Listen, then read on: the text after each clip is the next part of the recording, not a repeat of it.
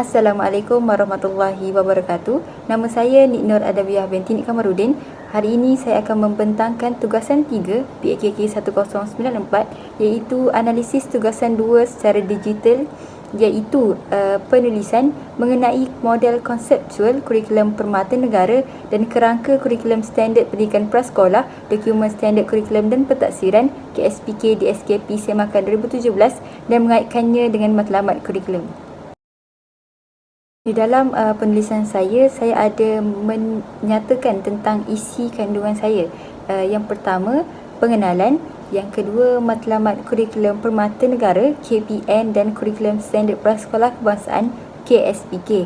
Dan yang ketiga, saya ada menyatakan tentang perkaitan antara model konseptual KPN dengan matlamat kurikulum permata, dan seterusnya yang keempat, saya ada menyatakan tentang perkaitan antara kerangka KSPK DSKP Semakan 2017 dengan matlamat KSPK, dan yang terakhir sekali adalah penutup. Okay, kita masuk kepada perkara pertama, iaitu pengenalan. Di dalam pengenalan saya ada menyatakan tentang definisi kurikulum dan juga kurikulum pendidikan. Okey, menurut Kementerian Pendidikan Malaysia, KPM, kurikulum ini didefinisikan sebagai segala rancangan pendidikan yang dikendalikan oleh sesebuah sekolah ataupun sesuatu institusi pendidikan demi memenuhi matlamat pendidikan. Okey, kurikulum pendidikan pula adalah wadah penting dalam membentuk individu yang mampu mengaplikasikan ilmu yang dipelajari dan memanfaatkan segala kemahiran mereka di dalam kehidupan seharian. Okey, di dalam konteks kanak-kanak ini, pendidikan ini perlu dilihat sebagai satu proses pemikiran yang berterusan bagi membantu dalam perkembangan individu kanak-kanak melalui pembelajaran daripada persekitaran mereka. Okey, melalui penguasaan terhadap kemahiran ini, ia dapat diaplikasikan dalam kehidupan seharian mereka, malah membantu kanak-kanak ini untuk sebagai persediaan untuk mereka menghadapi cabaran pada masa akan datang. Seterusnya kita pergi kepada perkara yang kedua, iaitu matlamat kurikulum permata negara KPN dengan kurikulum standard prasekolah kebangsaan KSPK. Di dalam penulisan saya, terlebih dahulu saya telah meletakkan rajah di mana saya telah mencipta peta buih berganda yang menerangkan tentang banding beza antara matlamat KPN dan juga matlamat KSPK supaya pembaca lagi faham. Okey, biar saya terangkan dengan lebih mendalam. Di dalam pendidikan awal kanak-kanak ini terdapat dua kurikulum yang diterbitkan, iaitu kurikulum permata negara KPN dan juga kurikulum standard prasekolah kebangsaan KSPK. Okay, dan setiap kurikulum ini memiliki persamaan dan juga perbezaan di dalam isi kandungan mereka. Okay, berdasarkan rajah yang telah saya masukkan di dalam slide ini, KPN dan juga KSPK ini jelas sekali mempunyai matlamat yang sama, iaitu memfokuskan kepada kanak-kanak di Malaysia. Bukan itu sahaja, pewujudan KPN dan KSPK turut bertujuan untuk menyediakan pembelajaran awal yang berkualiti kepada setiap kanak-kanak di Malaysia secara holistik dan menyeluruh melalui aktiviti pembelajaran yang menyeronokkan, kreatif dan bermakna demi mencapai perkembangan kanak-kanak itu secara maksimum seiring dengan falsafah pendidikan kebangsaan FPK, iaitu seimbang daripada pelbagai aspek seperti jasmani, emosi, rohani, intelek dan juga sosial. Namun, komponen yang digunakan di dalam dua kurikulum ini amatlah berbeza dari segi pemfokusan tahap perkembangan mengikut peringkat umur kanak-kanak. Okey, KPN ini diterbitkan bagi menyediakan program asuhan dan didikan awal yang bersepadu kepada kanak-kanak yang berumur 0 hingga 4 tahun. KPN ini amat menekankan pendekatan kepada pengupayaan kanak-kanak, di mana mereka ini digalakkan untuk meneroka, mencuba menjalankan eksperimen dan juga berinteraksi dengan rakan-rakan dan orang dewasa secara bebas melalui persekitaran mereka yang selamat. Okay, proses pendidikan ini disebatikan dengan proses pengasuhan supaya perkembangan dalam pembelajaran kanak-kanak itu berlaku secara sistematik, optimum dan juga berkesan. Oleh sebab itulah, KPN memperkenalkan model konseptual yang berupaya untuk meningkatkan perkembangan kanak-kanak secara maksimum. Okey, kita masuk kepada konteks KSPK pula, yang mula diperkenalkan bagi mengembangkan lagi potensi dan kemahiran kanak-kanak ini pada usia 4 hingga 6 tahun. Okey, melalui KSPK ini, kanak-kanak itu dapat ditaksir secara berterusan untuk mengenal pasti tahap penguasaan mereka dalam sesuatu bidang pembelajaran serta membolehkan guru mengambil tindakan susulan bagi mempertingkatkan perkembangan kanak-kanak tersebut. Okey, ini pentaksiran secara berterusan ini adalah untuk meningkatkan kemahiran, keyakinan dan juga membentuk konsep diri kanak-kanak itu secara positif.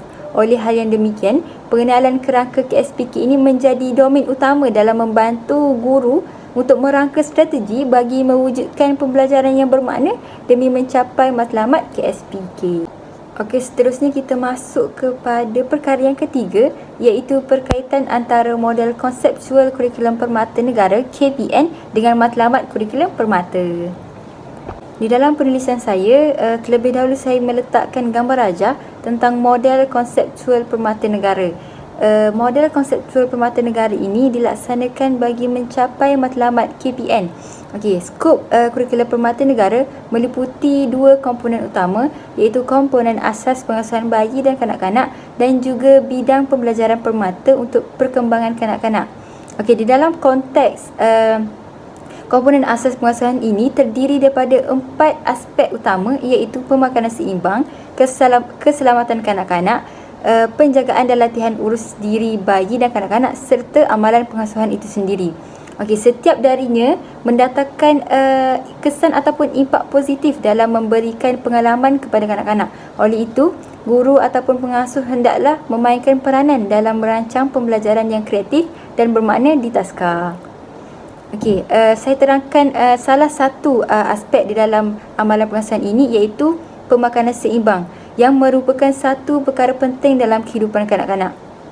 Selain daripada membekalkan tenaga, makanan yang seimbang membantu kanak-kanak ini dalam dari segi tumbesaran dan juga perkembangan otak mereka secara optimum. Okey, pelbagai faktor yang perlu diambil kira dalam memastikan kesihatan kanak-kanak ini sentiasa terjaga. Antaranya termasuklah mengambil kira kebersihan semasa proses penyediaan makanan tersebut, merancang menu harian kanak-kanak serta mematuhi garis panduan untuk pendidik dan juga pengasuh permata. Okey, perancangan pemilihan menu kanak-kanak hendaklah berpandukan kepada piramid makanan yang dikeluarkan oleh KKM, iaitu Kementerian Kesihatan Malaysia, supaya kanak-kanak ini dapat dibekalkan dengan semua nutrien secara mencukupi.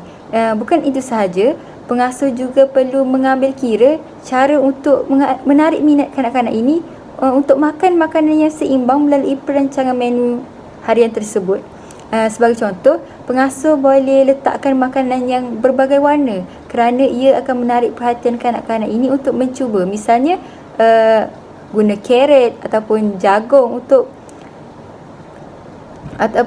misalnya carrot ataupun jagung, ataupun pengasuh boleh membuka ruang kepada kanak-kanak untuk memilih makanan yang mereka gemari tanpa memaksa mereka. Hal ini secara tidak langsung akan mencapai matlamat KPN, iaitu mengamalkan gaya hidup sihat di samping menjadikan pembelajaran yang bermakna kepada kanak-kanak. Okey, seterusnya dalam konteks 6 bidang pembelajaran permata yang telah dirancang oleh KPM bagi memenuhi matlamat KPN. Okey, antaranya termasuklah perkembangan deria dan pemahaman dunia persekitaran yang mengandungi unsur pemahaman awal sains, teknologi dan juga kemahiran saintifik. Okey, perkembangan deria ini memfokuskan kepada 5 perkara, iaitu pendengaran, penglihatan, bau, rasa dan juga sentuhan. Kesemua aspek ini dapat ditingkatkan mengikut proses tumbesaran mereka. Di samping itu, pemahaman tentang dunia persekitaran dapat dikecapi melalui aktiviti pembelajaran. Sebagai contoh, aktiviti nature walk boleh dilakukan dengan bersia-sia, dengan membawa kanak-kanak ini bersia-sia di taman ataupun di sekitar taska. Ia secara tidak langsung akan memberikan pengalaman langsung, iaitu first hand experience kepada kanak-kanak melalui penggunaan kelima-lima diria semasa melakukan pemerhatian. Okey, dalam hal ini juga guru ini perlulah berperanan dalam merangsang kognitif mereka dengan mengajukan soalan-soalan seperti apa yang kamu boleh dengar semasa mereka sedang melakukan nature walk itu. Hal ini akan membantu kanak-kanak itu untuk berfikir sekaligus menambahkan ilmu pengetahuan dalam diri mereka. Kita masuk pula kepada perkara yang keempat, iaitu berkaitan antara KSPK DSKP Semakan 2017 dengan matlamat kurikulum standard prasekolah kebangsaan. Di dalam penulisan saya ada meletakkan gambar rajah kerangka KSPK DSKP Semakan 2017. Okey, KSPK DSKP 2017 ini dibina berasaskan 6 tunjang utama bagi membentuk individu yang berpemikiran kritis, kreatif dan juga inovatif. Okay, kegagalan kanak-kanak dalam menguasai salah satu tunjang ini akan mengganggu penguasaan mereka di dalam tunjang yang lain. Okey, di sini saya akan sebutkan 6 tunjang di dalam KSPK DSKP 2017. Yang pertama adalah tunjang komunikasi. Seterusnya adalah tunjang perkembangan fizikal dan estetika. Yang ketiga adalah tunjang kemanusiaan. Yang keempat adalah tunjang keterampilan diri. Yang kelima adalah tunjang sains dan teknologi. Dan terakhir sekali adalah tunjang kerohanian, sikap dan juga nilai. Okey, antara tunjang yang akan saya terangkan yang terdapat dalam kerangka KSPK DSKP ini adalah tunjang kerohanian, sikap dan nilai yang mana ia mengutamakan aspek penghayatan amalan agama, kepercayaan, sikap dan juga nilai. Okey, tunjang ini mengandungi disiplin ilmu pendidikan Islam yang dipelajari oleh kanak-kanak yang beragama Islam dan juga pendidikan moral bagi kanak-kanak yang bukan beragama Islam. Okey, pendidikan Islam ini akan di dalam pendidikan Islam ia akan memberikan penekanan terhadap penguasaan asas Al-Quran dan Jawi, pembentukan akidah, pemupukan asas ibadah, penyuburan adab dan juga akhlak serta sirah. Okey, sebagai contoh, guru ini boleh menyediakan buku elektronik seperti e-book di mana kanak-kanak boleh mengikut membacanya bersama-sama. Dengan ini, kanak-kanak akan boleh mengenal pasti dan juga menyebut bunyi huruf yang berbaris seperti baris atas fathah, baris bawah kasrah dan juga baris hadapan iaitu dhammah. Okey. Perancangan pembelajaran yang melibatkan teknologi ini dapat membantu dalam mewujudkan pembelajaran secara kreatif dan bermakna dan ia juga mampu menarik minat kanak-kanak untuk belajar bersama sekaligus menanam sifat kerohanian dalam diri mereka. Okey, bagi kanak-kanak yang bukan beragama Islam, iaitu yang bakal belajar pendidikan moral pula, ia pendidikan moral ini akan memfokuskan kepada pembentukan insan yang berakhlak mulia berteraskan 3 domain, termasuklah penaklulan moral, di mana kanak-kanak ini akan berupaya untuk mengenal pasti perlakuan baik ataupun jahat. Oleh itu, guru boleh menunjukkan tingkah laku yang baik di hadapan kanak-kanak dengan sentiasa mengucapkan terima kasih apabila berinteraksi dengan mereka. Kesan daripada ini, kanak-kanak akan cenderung untuk meniru perlakuan orang di sekeliling mereka, seterusnya membentuk personaliti yang baiklah dalam diri kanak-kanak. Perkara seterusnya ialah penutup.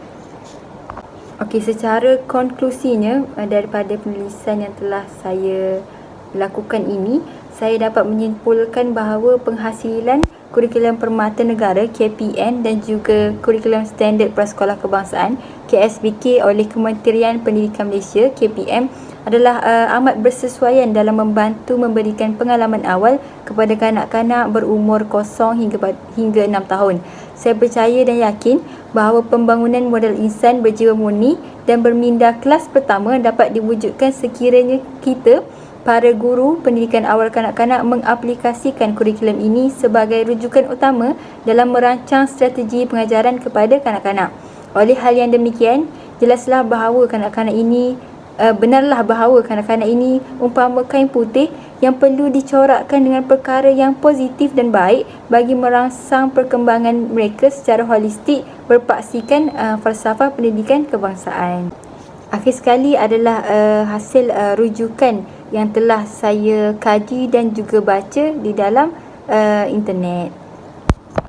Rujukan utama saya adalah buku kurikulum standard prasekolah kebangsaan, dokumen standard kurikulum dan pentaksiran KSPK, iaitu buku KSPK, dan juga buku permata, iaitu modul pendidik ataupun pengasuh kursus asuhan dan didikan awal kanak-kanak Permata Negara edisi ke-9 yang dikeluarkan oleh Universiti Putera Malaysia, dan saya juga ada merujuk di dalam internet sebagai contoh definisi kurikulum dan sebagainya.